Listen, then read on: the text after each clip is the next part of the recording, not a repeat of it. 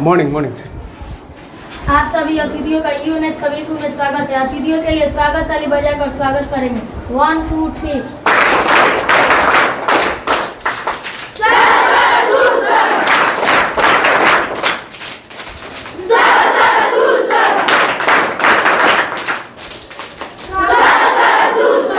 अब अतिथियों के लिए वेलकम ताली बजाकर वेलकम करेंगे। 1 2 3।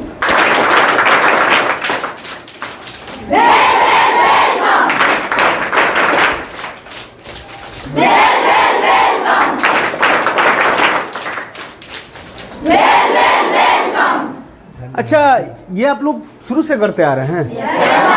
अच्छा, बैठ जाइए, आप लोग बैठ जाइए। ये प्राइवेट विद्यालय सरकारी है? सरकारी विद्यालय है। तो आई कार्ड वगैरह सब लगा है आप लोग? हाँ सर, आप लोग भी आई कार्ड